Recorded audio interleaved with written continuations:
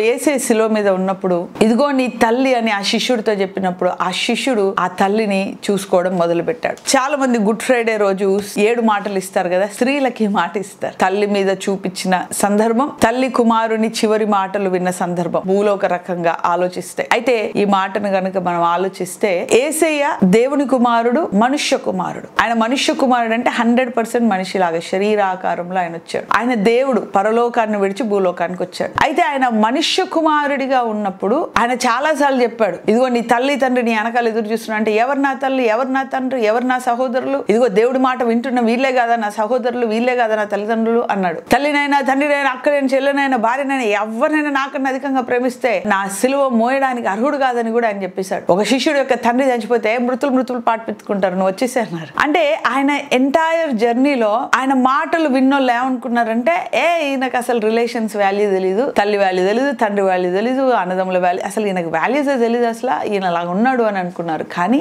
He honoured the human relations.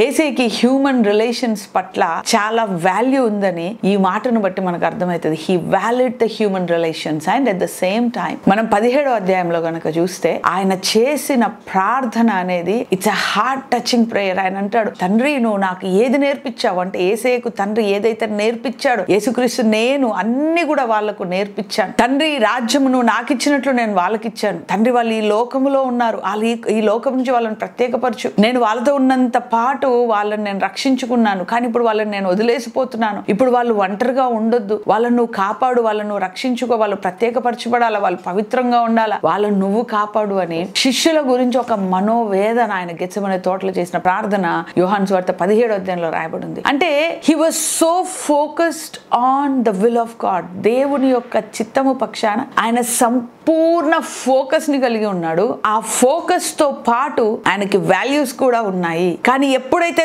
తండ్రి చిత్తం అనే మాట వచ్చిందో ఆయన దేన్ని కూడా కేర్ చేయడు. కానీ ఆయన బాధ్యత నెరవేర్చాల్సి వచ్చినప్పుడు ఆయన ఖచ్చితంగా ఆ బాధ్యతను నెరవేర్చే వ్యక్తి. ఆమేన్, హల్లెలూయా. ఇది దైవజనులకు, దేవుని సేవలో ఉండే వాళ్ళకి దేవుడిచ్చిన సూచన. అంటే తండ్రి నాయన తల్లి నేను వదిలేసి అంటే అలాని గాలికి వదిలేసి ఇక నేను బతికేసాను, అలా కాదు. వాళ్ళ రెస్పాన్సిబిలిటీ మన మీద ఉంది. వాళ్ళకి ఏం చెయ్యాలో మనం చేయాల్సి వచ్చినప్పుడు చేయాల్సిన బాధ్యత దేవుడు మనకి ఇచ్చాడు. యేసయ్య మరియమ్మ గారితో యోసేపు గారితో 33.5 సంవత్సరాల్లో, అంటే 30 సంవత్సరాలకి ఇల్లు వదిలేసి వచ్చాడు కదా, ఆ 3.5 సంవత్సరాల్లో ఎక్కువగా ఉండలేదు, చాలా తక్కువగా ఉన్నాడు. కానీ వెళ్ళిపోయే సమయాన మాత్రం మనుష్య కుమారుడిగా ఆయన యొక్క బాధ్యతను ఆయన నెరవేర్చాడు. He also has a valid relationships. ఆయనకి దేవుడి చిత్తం మీద ఎంతో ఫోకస్ కలిగి, నిర్దిష్ట కలిగి ఉన్నాడు. దానితో పాటు భూలోక సంబంధమైన బంధాల మీద కూడా ఆయన ఎంతో విలువను కలిగి ఉన్నాడు.